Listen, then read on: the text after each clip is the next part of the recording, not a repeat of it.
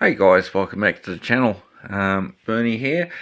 Happy New Year to everyone, all my subscribers. As you may know, I have not been uploading too much to the channel since early to mid-December. Advise you guys that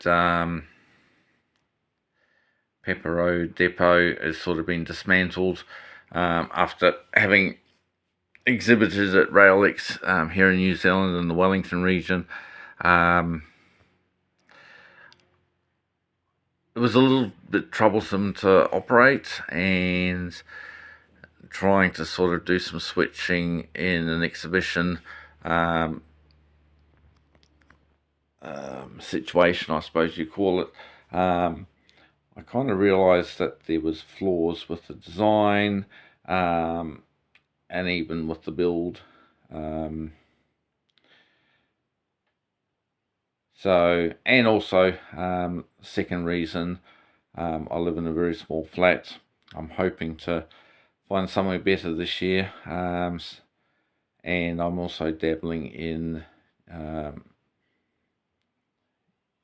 SN3 1 to 64, the New Zealand prototype. So yeah, I sort of thinking cap on try and work out what I could comfortably fit in here, rebuild something a bit smaller to really high quality, a lot of scenic detail, but also keep it a little bit simple, and have something I can use to make content for the channel, but also run some of my O-gauge rolling stock and do a little bit of switching. So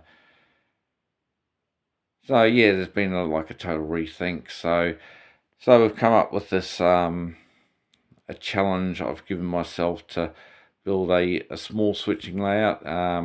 Really, it'll only accommodate probably running locos and maybe a couple of wagons. I also want it to be able to double as a TMD depot as well. So I have a small scenic section with a, as James Hilton calls them, a fiddlestick and O-gauge to attach. So that will be sort of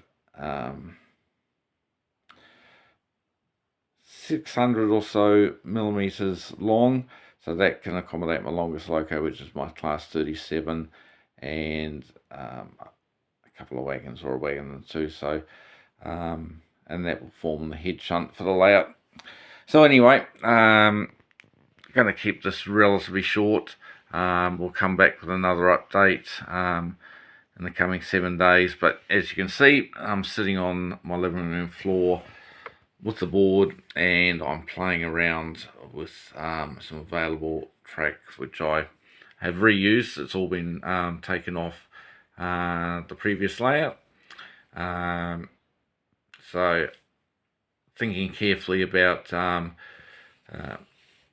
operating movements and being able to prototypically move wagons around and run them on and off the layout. So yeah, and this will probably sit under my SN3 layout, which is also fairly compact. But yeah, just want to reassure you guys I'm not giving up my interest in UK railways. I still love the size and weight and girth, I suppose you call it, of O-gauge, and want to promote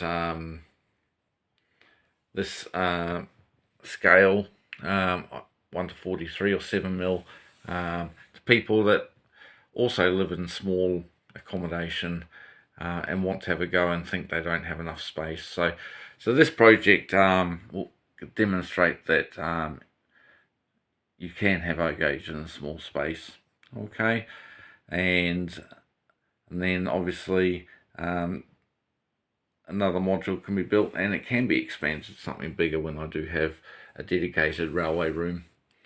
So alright, I'll leave it here.